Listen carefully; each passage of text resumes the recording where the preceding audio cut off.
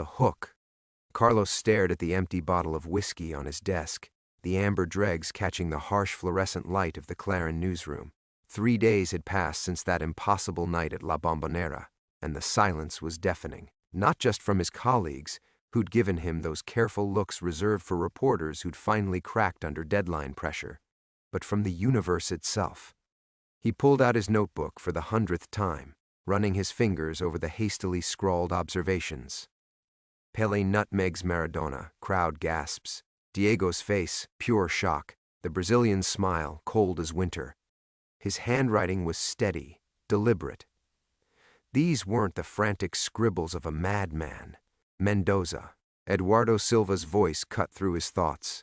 The editor-in-chief stood beside Carlos's desk, arms crossed, his weathered face etched with concern and barely concealed frustration. "We need to talk." Carlos followed Eduardo into the glass-walled office that overlooked the chaotic newsroom floor.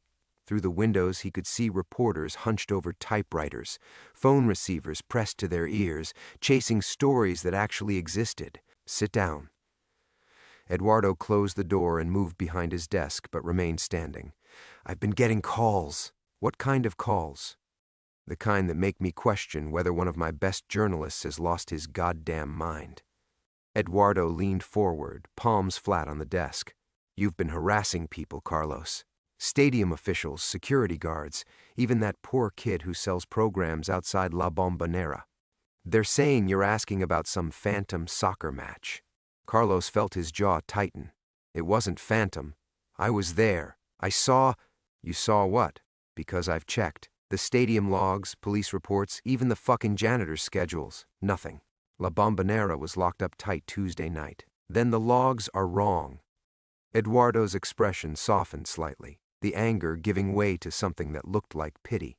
"Carlos, you've been under a lot of stress lately. Maria's been calling the office, worried sick. When's the last time you went home?" The mention of his wife sent a sharp pain through Carlos's chest. He'd been avoiding their apartment, avoiding her questions, avoiding the way she looked at him like he was a stranger. How could he explain something he didn't understand himself? "This isn't about stress," Carlos said quietly. "I know what I saw. Then prove it." The challenge hung in the air between them. Carlos reached into his jacket pocket and pulled out a crumpled ticket stub, Section B, Row 12, Seat 7. He'd found it in his pocket that morning, along with his press credentials and a program that simply read Pelé vs. Maradona. Special exhibition. Eduardo examined the ticket, turning it over in his hands. This could be from any match. Look at the date stamp. Eduardo squinted at the faded ink, then looked up sharply. October 23rd, 1984. Tuesday night. The night it never happened. For a moment, Eduardo was silent. Carlos could see the wheels turning, the editor's instincts warring with logic. Finally, Eduardo handed back the ticket. "Even if this is real, and I'm not saying it is, it doesn't prove anything. You could have gotten this stub anywhere, any time." Carlos pocketed the ticket, feeling the weight of its implications. "What about the witnesses?" "I spoke to dozens of people who were there. Names. Give me names." Carlos flipped through his notebook, finding the pages where he'd recorded interviews. Roberto Castillo, the man selling empanadas outside the stadium. His son Miguel was with him. There was an old woman, Carmen something, in the stands behind me. A group of university students. "Have you tried to find them again?" The question hit Carlos like a physical blow. He had tried. Roberto's empanada stand had been shuttered, neighbors claiming they'd never seen him before. The university students. He'd gone to 3 campuses, shown their photos to professors and classmates. Nothing, as if they'd been erased from existence itself. "They're gone," Carlos whispered. Eduardo sat down heavily in his chair. "Carlos, I'm going to say this because I care about you. You need help, real help. Take some time off, see a doctor, talk to someone. You think I'm crazy? I think you're a brilliant journalist who's been working too hard for too long, and your mind is playing tricks on you. It happens to the best of us." Carlos stood up, his legs unsteady. Through the office windows he could see his colleagues pretending not to watch, their faces a mixture of curiosity and embarrassment. 30 years of credibility, of building sources and breaking stories, and it had come to this. 2 weeks, Eduardo said. "Take 2 weeks. Get your head straight. When you come back, we'll find you something nice and simple to cover. Maybe some youth league matches, nothing too stressful." Carlos nodded, though he knew he wouldn't be coming back. Not until he had answers. As he walked through the newsroom, gathering his things, Carlos caught fragments of whispered conversations. Losing it. Wife says he hasn't been home. Shame, really. But underneath their pity and concern, Carlos detected something else. Something that chilled him to the bone. Relief, as if they were grateful it was him going crazy, and not them. Carlos pushed through the revolving door of the Clarin building and stepped into the humid Buenos Aires afternoon. The familiar chaos of Barracas Street, honking taxis, vendors hawking newspapers, the distant rumble of the subway, felt muted, as if he were experiencing it through thick glass. He clutched his cardboard box of personal effects against his chest. 30 years of journalism reduced to a stapler, a coffee-stained dictionary, and a framed photo of him interviewing Alfredo Di Stefano in 1978. The weight of what he'd lost was beginning to settle in. Not just the forced leave, he'd taken breaks before, but something more fundamental, his reputation, his credibility, the thing that had taken 3 decades to build and 5 minutes to destroy. He caught his reflection in a storefront window as he walked. When had his hair become so gray? When had those lines carved themselves so deeply around his eyes? Maria had been telling him to slow down for years, but the newsroom had been his lifeblood. The late nights chasing leads, the adrenaline of breaking a story, the satisfaction of exposing corruption or celebrating triumph, it was who he was. Who he had been. His apartment building loomed before him, its faded yellow facade a testament to Buenos Aires's better days. The elevator wheezed as it carried him to the 4th floor, each mechanical groan echoing his own exhaustion. He fumbled with his keys, noting how his hands had developed a slight tremor. Stress, probably, or age catching up with him. The door opened to reveal Maria standing in the hallway, as if she'd been waiting. At 52, she still carried herself with the grace that had first caught his attention at a university mixer in 1965. But worry had etched new lines around her dark eyes. She wore her blue apron, the one with tiny roses that he'd bought her in Paris during their anniversary trip, over a simple dress. The smell of Milanesas drifted from the kitchen. "You're home early," she said, though her tone suggested she already knew why. Carlos set down the box and loosened his tie. "Eduardo gave me some time off." "How much time?" 2 weeks. Maria nodded, as if confirming something she'd already suspected. "Your friend Roberto called. From the sports desk. He was careful with his words." Of course Roberto had called. They'd started at Clarin the same week in 1954, 2 young men with dreams of chronicling Argentina's sporting glory.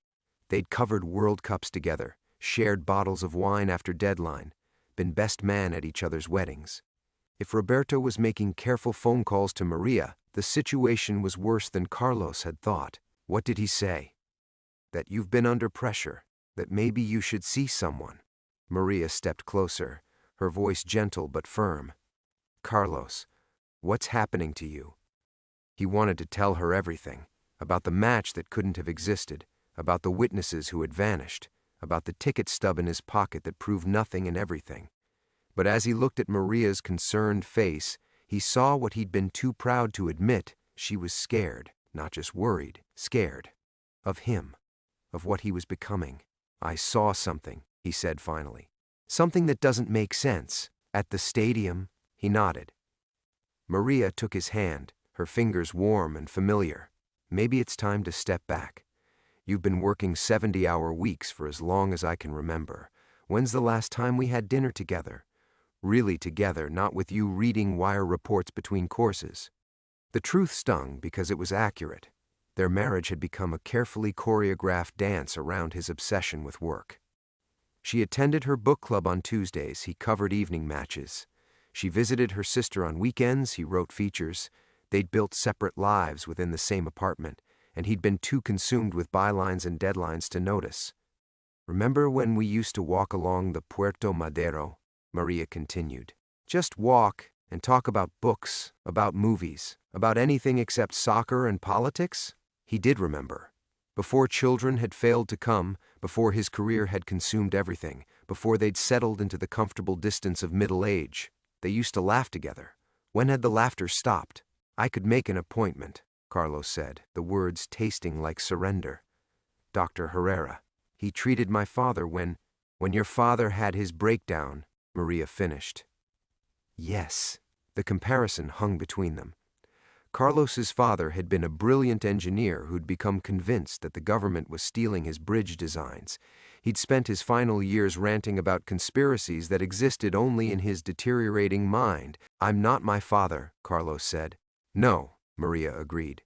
But you're not yourself either. That evening they sat at their small dining table like strangers. Maria had prepared his favorite meal, milanesas with mashed potatoes and salad, but Carlos could barely taste it. The comfortable rhythms of their life felt foreign now, like he was performing the role of husband in a play he'd forgotten he was in. The silence stretched until Maria finally spoke. Whatever you saw or think you saw, does it matter more than this? She gestured around their modest home, but Carlos understood she meant something larger, their marriage, their life together, the quiet contentment they'd built over 20 years. The question terrified him because he wasn't sure of the answer. Carlos stared at the remnants of his dinner, Maria's question hanging in the air like smoke from his father's old cigarettes. The Milanesas had grown cold while he'd pushed them around his plate, his appetite lost somewhere between Eduardo's pity and his wife's frightened eyes. I don't know, he admitted finally, the honesty scraping his throat raw. I wish I could say no, that nothing matters more than us, than this life we've built. But I can't get it out of my head, Maria. It's like having a splinter in my brain. Maria reached across the table and covered his hand with hers. Then maybe Dr. Herrera can help remove it. Before Carlos could respond, the telephone rang. The shrill sound cut through their fragile moment like a blade. They both froze. It was nearly 10 o'clock, too late for social calls, too late for anything except emergencies or wrong numbers. Maria started to rise, but Carlos was already moving. I'll get it. Mendoza residence, he said into the receiver. Silence. Then, a voice he didn't recognize, gravelly, older, with the careful diction of someone trying to mask an accent. You were asking about a soccer match. Carlos's grip tightened on the phone. Who is this? Someone who knows you're not crazy. The words hit Carlos like electricity. He turned toward the dining room where Maria was watching him with growing concern, her fork suspended halfway to her mouth. What do you know about the match? Carlos kept his voice steady, though his heart was hammering. I know you weren't the only one there. I know the others are disappearing, and I know you're in danger if you keep looking. The others? You mean the witnesses? A pause. Carlos could hear traffic in the background, the distant sound of a radio playing tango music. Meet me tomorrow, Café Tortoni, 3 o'clock. Come alone and bring whatever evidence you have. Wait, but the line had gone dead. Carlos stood holding the receiver, his mind racing. Someone else knew. Someone else had been there, or at least knew about it. The relief was so intense it made him dizzy. He wasn't losing his mind. But the caller's warning about danger sent ice through his veins. Carlos Maria's voice seemed to come from very far away. What was that about? He turned to face her, seeing his wife as if for the first time in years. Really seeing her. The way worry had carved new lines around her eyes, the way she held herself when she was afraid, the way her hands trembled slightly as she waited for his answer. This was the moment, the choice that would define everything that came after. He could lie. Tell her it was a wrong number, a drunk caller, anything but the truth. He could make that appointment with Dr. Herrera tomorrow instead of going to Café Tortoni. He could let them medicate away whatever was happening to him. Return Toclarin in 2 weeks as a diminished but stable version of himself. He could choose the life he'd built with Maria over the impossible thing that was calling to him from the shadows. Or he could step into the unknown. Someone knows about the match, he said quietly. Someone else was there. Maria's face went pale. Carlos, please. He wants to meet tomorrow, at Café Tortoni. It's a trap, or a cruel joke, or... She stood abruptly, her chair scraping against the floor. Don't you see what's happening? You're so desperate to prove you're not going crazy that you'll believe anything. What if I'm not crazy? The question hung between them like a chasm. Maria's eyes filled with tears she was too proud to shed. "Then I'm losing you anyway," she whispered. Carlos felt something breaking inside him, clean and final as the snap of a bone. He'd spent 30 years chasing truth through lies and corruption, through political scandals and sporting triumphs. Truth had been his religion, his purpose, the thing that gave meaning to the long hours and missed dinners and gradual erosion of everything else in his life. He couldn't stop now, not when someone was finally offering answers. "I have to go," he said. "I have to know." Maria nodded, though her tears had started falling now. "I know you do. That's what terrifies me." She walked to the kitchen and began clearing the dishes with mechanical precision, her movements sharp with hurt and resignation. Carlos watched her, this woman who had loved him through 3 decades of obsession and neglect, and felt the weight of what he was choosing. But as he touched the ticket stub in his pocket, felt its impossible reality between his fingers, he knew there was no other choice he could live with. Tomorrow he would learn whether he was saving his sanity or destroying his life. Possibly both. Carlos woke before dawn, his body rigid with tension despite barely 3 hours of sleep. Maria's breathing beside him was too controlled, too measured, the careful rhythm of someone pretending to rest. They'd shared a bed for 20 years, and he knew the difference between her genuine sleep and this careful performance of normalcy. The luminous hands of the bedside clock showed 4:47 a.m. Café Tortoni was 10 hours away, but already his stomach churned with a mixture of anticipation and dread. He slipped from beneath the covers and padded to the kitchen, where he sat at the table still cluttered with last night's dishes, evidence of their interrupted life. In the gray pre-dawn light, everything looked different, less certain. The mysterious caller's voice echoed in his memory, but now it seemed theatrical, almost ridiculous. "Someone who knows you're not crazy. What kind of person spoke like that? What if Maria was right? What if desperation was making him gullible to any voice that promised validation?" He pulled the ticket stub from his jacket pocket, examining it under the kitchen lamp. The paper felt authentic, the right texture, the proper wear patterns of something that had been handled and forgotten. But how hard would it be to fake such a thing? Any competent forger could age paper, create convincing stamps. Carlos had exposed enough document fraud in his career to know the techniques. The coffee maker gurgled to life, filling the silence with its familiar comfort. As steam rose from his cup, Carlos tried to reconstruct the events with journalistic objectivity. The facts: he remembered attending a match between Pelé and Maradona. No official record of the match existed. Witnesses he'd interviewed had seemingly vanished. Now a stranger claimed knowledge of the event. But memory was unreliable. He'd written enough stories about false confessions, eyewitness errors, and the malleability of human recollection to know that even the most vivid memories could be corrupted or entirely fabricated. What if the stress of recent months, the political upheaval in Argentina, the pressure at work, the growing distance in his marriage, had finally cracked something in his mind? His father's face floated unbidden into his thoughts, the brilliant engineer reduced to a paranoid shell, convinced that conspiracies surrounded him at every turn. "They're stealing my designs," he'd insisted until the day he died. "You'll see. Everyone will see." But no one ever had. Couldn't sleep either? Carlos startled, nearly knocking over his coffee. Maria stood in the doorway wearing her pale blue robe, her hair tousled but her eyes alert. She'd been awake all along. "I keep thinking about what that man said," Carlos admitted. "About danger." Maria poured herself coffee and sat across from him. "What if it's someone who read about your situation? Word travels fast in journalistic circles. It could be a colleague playing a cruel joke or someone trying to take advantage of your state of mind." The possibility hadn't occurred to him, but it made terrible sense.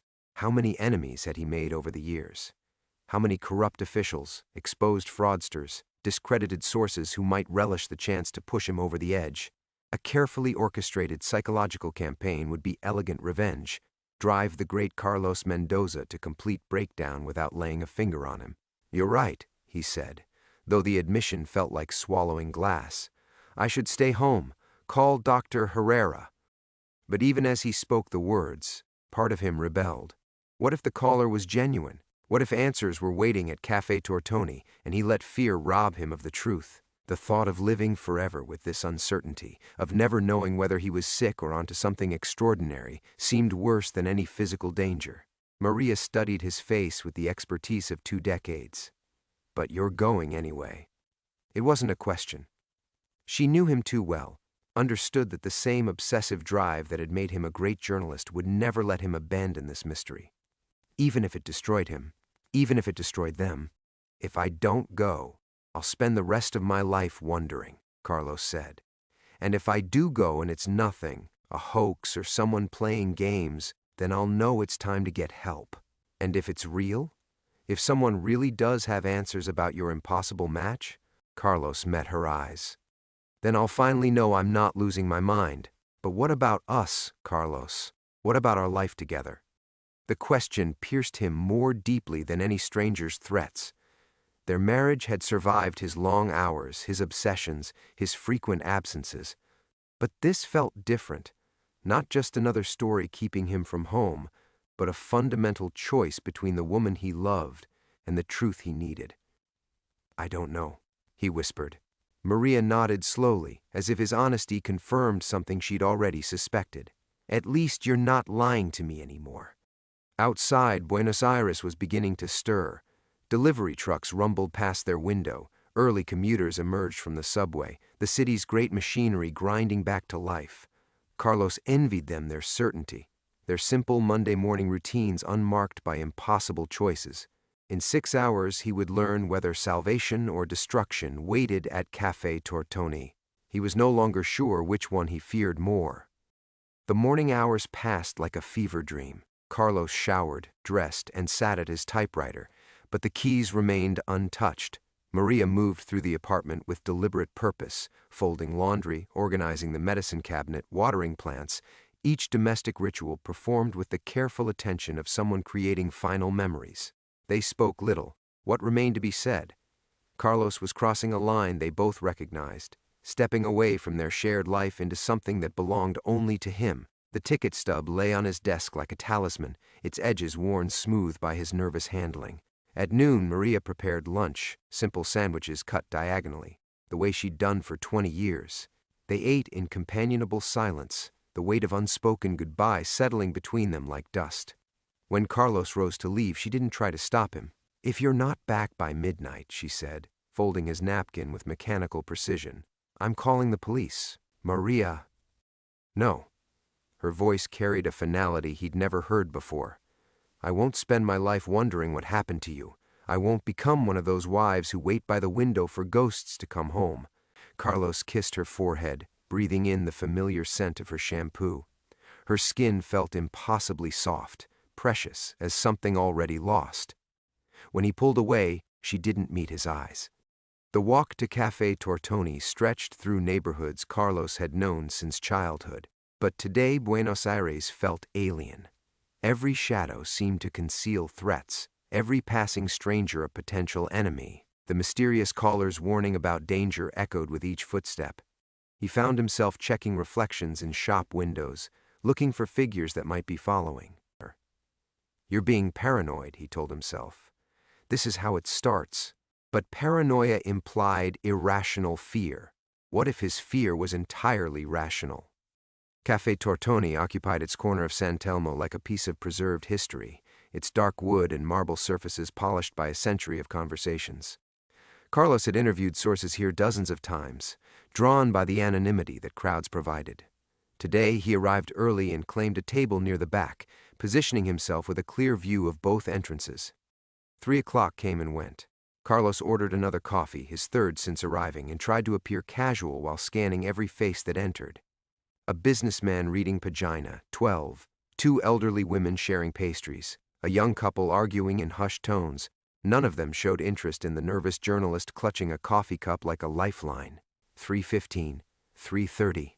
The terrible possibility that Maria had been right, that this was an elaborate hoax or cruel joke, began settling in his stomach like cold lead. He'd destroyed his marriage for nothing, abandoned his life for a phantom. At 3:47, an elderly man approached his table. He was small and meticulously dressed, wearing a charcoal suit that had been expensive decades ago, but now showed its age in the slight fraying at the cuffs. the careful repairs along one sleeve. His white hair was combed with mathematical precision, and his dark eyes held the careful intelligence of someone accustomed to secrets. "Señor Mendoza," he said, his accent refined but carrying traces of something foreign, European, perhaps Italian. "Thank you for coming. You're the one who called?" The man settled into the opposite chair without invitation, moving with the deliberate care of advanced age. "My name is Giuseppe Torretti. I was there that night." Carlos felt his heart accelerate. "At La Bombonera?" Torretti's weathered hands folded precisely on the table. "Not exactly. The place you went that night. It resembled La Bombonera, but it wasn't quite the same, was it, if you think carefully about the details?" The observation struck Carlos like a physical blow. He had been thinking carefully, obsessively, about every detail. The stadium had felt slightly wrong, the angles of the stands, the color of the seats, small variations he'd attributed to memory's imperfection or renovation he'd forgotten. "What are you saying?" "I'm saying you witnessed something extraordinary, something that shouldn't have been possible." Torretti leaned forward, lowering his voice. "Tell me, Señor Mendoza, in your 30 years of journalism, how many impossible things have you seen?" "None." "That's what made them impossible." "Exactly. You're a man trained to distinguish fact from fiction, reality from delusion. That training is why you were chosen." "Chosen? By whom?" But even as Carlos asked the question, he felt something fundamental shifting inside him. The last threads connecting him to his old life, to Maria's worried face, to Dr. Herrera's potential diagnosis, to the comfortable certainty that reality followed comprehensible rules, were snapping one by one. Giuseppe Torretti smiled, and his expression held depths Carlos couldn't fathom.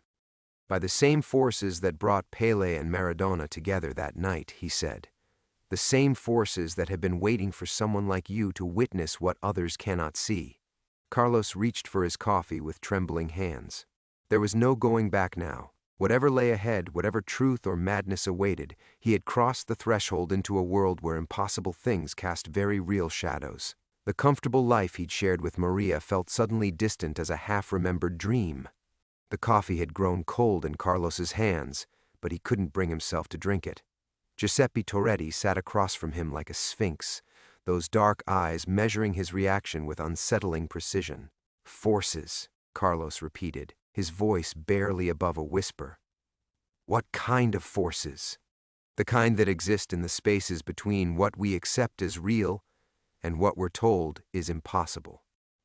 Torretti reached into his jacket pocket and withdrew a small leather notebook, its pages yellowed with age. "Tell me exactly what you remember about that night. Every detail, no matter how insignificant it seems." Carlos found himself recounting the evening again. The mysterious ticket, the strange atmosphere in the stadium, Pelé's calculated humiliation of Maradona, the way the crowd seemed to fade and blur at the edges of his vision. As he spoke, Torretti made careful notes in handwriting so small it resembled coded symbols. "The other witnesses you interviewed," Torretti said when Carlos finished. "Describe them. What does it matter?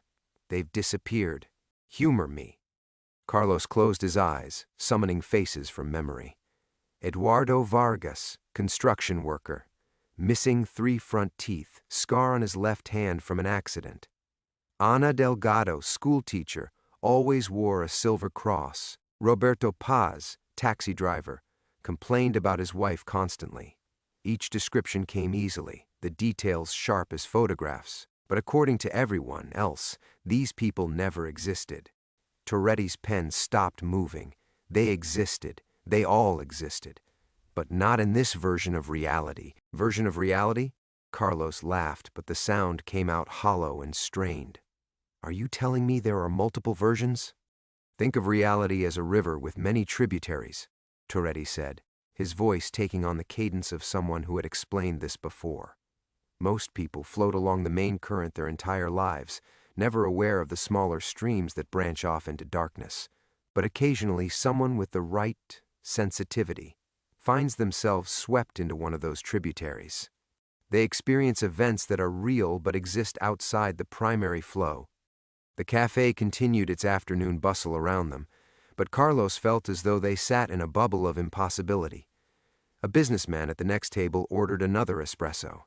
Two teenagers shared a plate of media lunas, normal people living normal lives, unaware that reality itself was apparently negotiable. The people I interviewed were fellow travelers who experienced the same tributary event you did. But unlike you, they weren't equipped to handle the contradiction between what they experienced and what the world insisted was true. The psychological stress. Toretti made a gentle gesture, fingers opening like flowers blooming. They simply dissolved back into the main current, ceased to exist in this version of events. And the danger you mentioned? For the first time, Toretti's composure cracked slightly. He glanced toward the cafe's front window, and Carlos followed his gaze. The street outside appeared normal, pedestrians moving with typical Buenos Aires urgency, traffic flowing in its usual chaotic patterns. But something in the old man's expression suggested hidden watchers, unseen threats. There are those who work to maintain the boundaries between streams, Toretti said. They view tributary events as contamination, threats to the stability of consensus reality. When someone like you proves resistant to natural dissolution, they sometimes take more direct action. Carlos thought of the phone calls that had stopped abruptly, the colleagues who claimed never to have heard of his witnesses. You're saying someone is actively suppressing this? I'm saying that reality has immune systems, like any complex organism, and you, Senor Mendoza, are currently being treated as an infection. The words sent ice through Carlos's veins. He looked around the cafe with new paranoia, wondering if any of the innocent-seeming patrons might be more than they appeared. The businessman reading his newspaper, the elderly woman sipping tea by the window, the waiter polishing glasses behind the counter. "Why are you helping me?" Carlos asked. "What's your stake in this?" Toretti's smile carried depths of sadness Carlos hadn't noticed before. "Because 30 years ago, I was where you are now, a professor of theoretical physics at the University of Rome, investigating reports of temporal anomalies in the countryside. I witnessed something impossible, and when I tried to document it, I found myself facing the same contradictions you're experiencing now. What happened?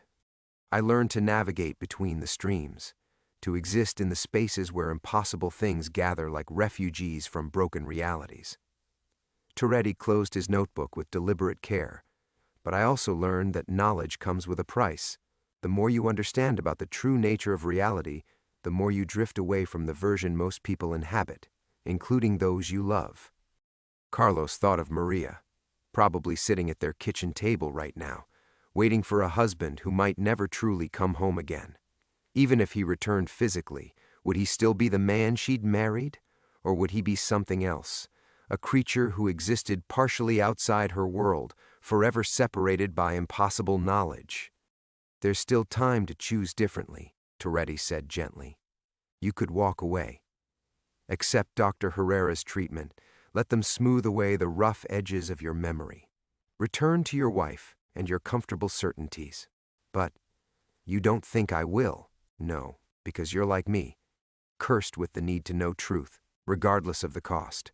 Carlos stared into his cold coffee, seeing his fractured reflection in its dark surface. Carlos lifted his gaze from the coffee's dark mirror, meeting Toretti's knowing eyes. What would choosing the truth mean, specifically?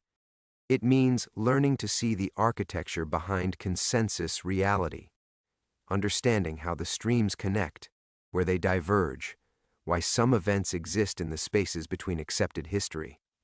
Toretti's weathered fingers traced invisible patterns on the marble tabletop. But first, it means surviving long enough to acquire that knowledge. The old man's words carried weight that settled in Carlos's chest like stones. Around them, the cafe's afternoon rhythm continued unchanged. Conversations in Spanish and Italian, the hiss of the espresso machine, silverware against porcelain. Normal sounds from a normal world that increasingly felt like an elaborate stage set. "The people hunting you," Toretti continued, "they'll escalate their efforts now that you've made contact with me. They prefer subtle methods, discrediting witnesses, altering records, psychological pressure. But when subtlety fails..." He didn't finish the sentence. He didn't need to.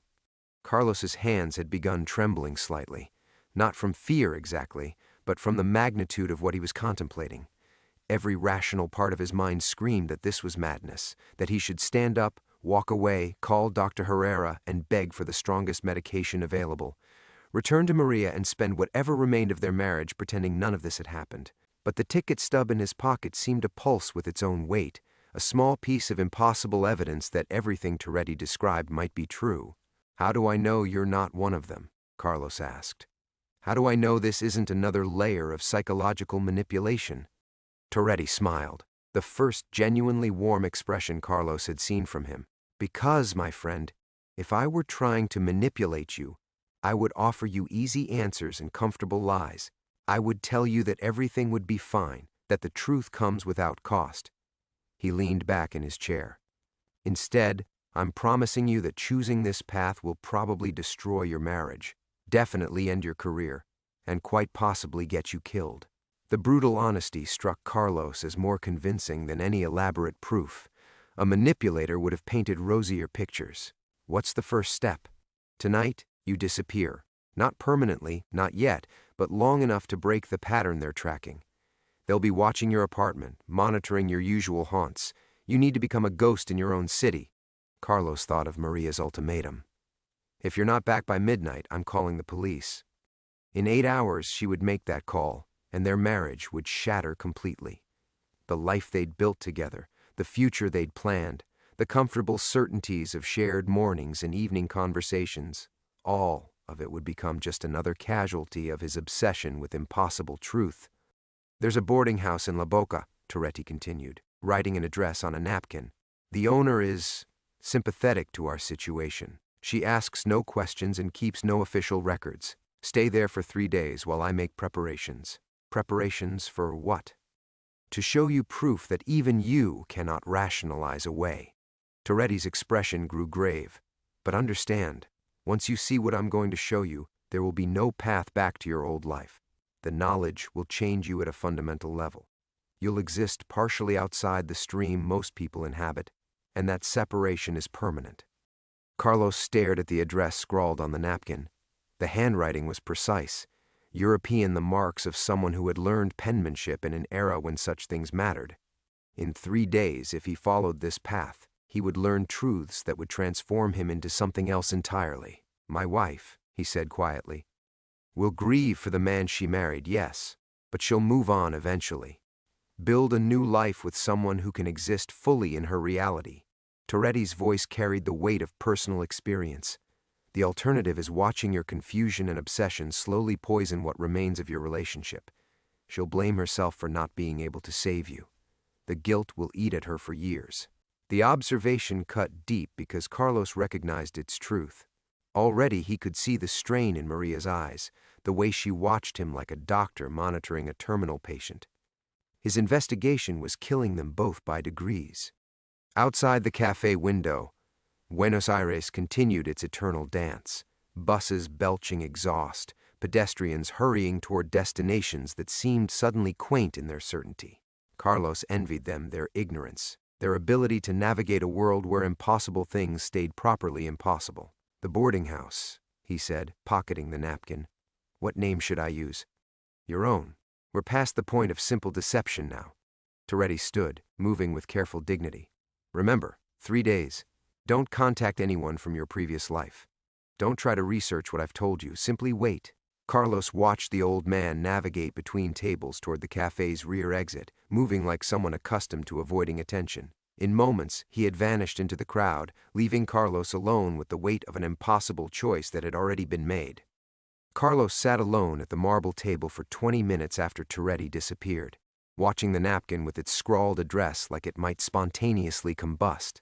The cafe's afternoon crowd thinned around him, businessmen returning to offices, students heading to evening classes, couples beginning the ritual of dinner preparations.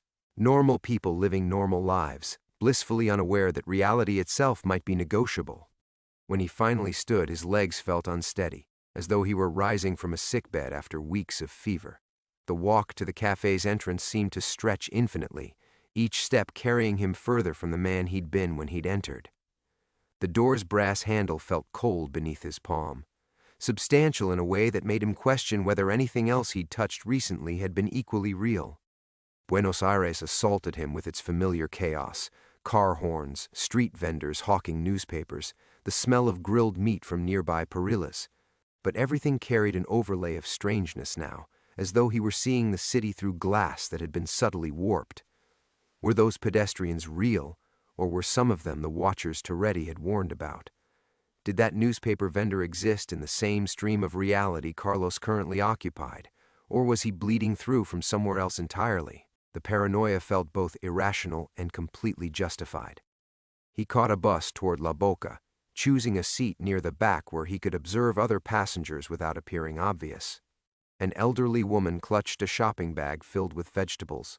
A teenage boy listened to music through headphones, foot tapping against the floor. A middle-aged man in a rumpled suit stared out the window with the thousand-yard gaze of someone contemplating personal disasters. Carlos studied each face, searching for signs of artificial interest in his movements. But how could he distinguish genuine surveillance from the ordinary vigilance of city life? How did you identify agents of consensus reality among the general population of Buenos Aires? The boarding house occupied a narrow building wedged between an auto repair shop and a grocery that appeared to specialize in expired products.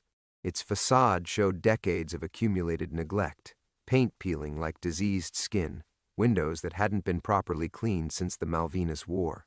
The kind of place where people stayed when they needed to disappear for reasons they preferred not to discuss. The woman who answered his knock was perhaps 60, with silver hair pulled back in a severe bun and eyes that had seen enough human catastrophe to remain unimpressed by whatever fresh tragedy he represented.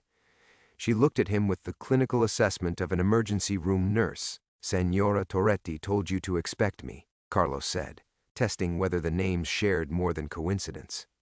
"Room 7, 3rd floor. No visitors, no phone calls, no questions." Her voice carried the flat authority of someone accustomed to housing people fleeing from various forms of trouble. "Breakfast is at 8. Miss it, and you don't eat until dinner." The room was precisely what Carlos had expected: a narrow bed, a wooden chair that might have been constructed during the Perón administration, a sink that dispensed water in shades of brown that eventually cleared to something approaching transparent. The single window overlooked an air shaft that captured and amplified every argument, crying child, and domestic disturbance in the building's vicinity. Carlos sat on the bed, which sagged beneath his weight like a depressed sigh, and tried to process what he'd committed himself to. In 3 days, Toretti would return with proof that would fundamentally alter his understanding of reality. In the meantime, he existed in a limbo between his old life and whatever waited on the other side of impossible knowledge. His watch showed 8:47 p.m. Maria would be preparing dinner, probably setting 2 places out of habit before remembering that her husband had chosen madness over their marriage. In 3 hours and 13 minutes, she would make her promised phone call to the police, reporting him missing to authorities who would find no trace of him because he deliberately erased himself from the grid of normal existence. The thought of her sitting alone at their kitchen table, staring at his empty chair while his dinner grew cold, nearly broke his resolve. He could still return, invent some story about meeting sources, researching a story, anything that would postpone the final accounting, buy himself time to step back from this precipice. But even as the possibility occurred to him, Carlos knew he wouldn't take it. Toretti had read him correctly. He was cursed with the need to know truth, regardless of cost. The man who had shared coffee and morning conversations with Maria for 15 years would have chosen differently. That man would have prioritized love over knowledge, relationship over revelation. But that man had died the night he witnessed Pelé humiliate Maradona before 5,000 witnesses who had apparently never existed. Carlos lay back on the sagging mattress and stared at water stains on the ceiling that resembled maps of countries that had never been discovered. Outside his window, Buenos Aires settled into its evening rhythm. 8 million people navigating a reality he could no longer fully inhabit. The ordeal had truly begun. Carlos woke to the sound of sirens, not the distant wail that formed Buenos Aires' perpetual soundtrack, but something closer, more urgent. Multiple vehicles converging on his neighborhood. His watch showed 3:17 a.m., and for a disoriented moment he couldn't remember where he was or why his bed felt like sleeping on broken concrete. The boarding house, Toretti. The choice that had severed him from his old life like a blade through bone. He stumbled to the grimy window overlooking the air shaft, and pressed his ear against the glass. The sirens had stopped, replaced by the crackling static of police radios, and shouted instructions in the professional cadence of law enforcement. Too far away to distinguish words, but close enough to send ice through his veins. Maria had called them, just as she'd promised. Carlos dressed quickly in yesterday's clothes, which already carried the sour smell of fear and desperation. The boarding house's thin walls transmitted every sound: an infant crying 2 floors below, a couple arguing in rapid-fire Italian, the building's ancient plumbing groaning like an arthritic giant. But beneath it all, he could hear vehicles moving through the streets with purpose, searching. He crept down the hallway toward the front window that overlooked the main street. The building's other residents remained sealed behind their doors, trained by experience to avoid curiosity about police activity. In a place like this, interest in law enforcement was a luxury no one could afford. From the 3rd-floor landing, Carlos could see patrol cars positioned at both ends of the block, their red and blue lights painting the walls in shifting patterns of urgency. Not random patrol, a coordinated search. They were looking for someone specific. They were looking for him. But how? He'd been careful, taken buses, paid cash, avoided any electronic footprint that could lead them here. Unless... The realization struck him like cold water. Toretti had known exactly which boarding house to recommend, had written the address without hesitation, had assured him the owner was sympathetic. What if the old man's role in this elaborate theater was different than Carlos had assumed? What if he wasn't a fellow victim of impossible events, but rather one of the forces Toretti himself had warned about? The immune system of consensus reality working to eliminate contamination? The brilliant cruelty of it made Carlos's stomach lurch. Gain his trust, isolate him from support systems, deliver him to a location where he could be efficiently contained. While Carlos had spent the evening mourning his marriage and contemplating impossible truths, Toretti had probably been coordinating with authorities to have him picked up as a delusional vagrant, someone who needed psychiatric intervention for his own safety and that of others. Footsteps on the stairs, heavy boots moving with tactical precision. Multiple sets, ascending slowly, checking each floor methodically. Carlos had perhaps 90 seconds before they reached the 3rd level. The building's rear exit led to the same alley where he'd seen Toretti disappear hours earlier. Carlos descended the back stairwell with the careful speed of someone navigating a minefield, each footfall measured to avoid the creaking boards that would announce his presence. Behind him, he could hear doors opening, authoritative voices requesting identification, the systematic search of a building whose residents were accustomed to such intrusions. The alley reeked of garbage and industrial solvents, narrow enough that Carlos could touch both walls if he extended his arms. It connected to a maze of service roads that threaded between La Boca's oldest buildings, a network invisible to anyone who hadn't grown up exploring Buenos Aires's forgotten spaces. Carlos had been that kind of child, curious and persistent, qualities that had made him a good journalist and were now essential for survival. He emerged 3 blocks away, breathless and shaking, watching police vehicles converge on the boarding house like antibodies attacking an infection. Through a gap between buildings, he could see figures in tactical gear establishing a perimeter, coordinating with hand signals and radio chatter. Professional, efficient, thorough. They would search every room, interview every resident, catalog every piece of evidence that Carlos had existed in that space. Within hours, his abandonment of the boarding house would be documented, analyzed, reported up whatever chain of command was responsible for containing people who witnessed impossible events. Carlos pressed himself against a wall, mind racing through options that all led to the same conclusion: he was completely alone. Maria thought he was mentally ill. His colleagues considered him delusional. The police were hunting him as a missing person or worse, and Toretti, the one person who had seemed to understand, who had offered answers to impossible questions, had apparently delivered him into the hands of his enemies. The ticket stub in his pocket suddenly felt like evidence in a trial where he was both defendant and prosecutor. The only proof that any of this had happened, that his sanity wasn't simply dissolving under pressure he couldn't handle. Standing in a Buenos Aires alley at 4 a.m, watching police hunt him like a dangerous animal, Carlos finally understood the true cost of seeking impossible truth. Everything was gone.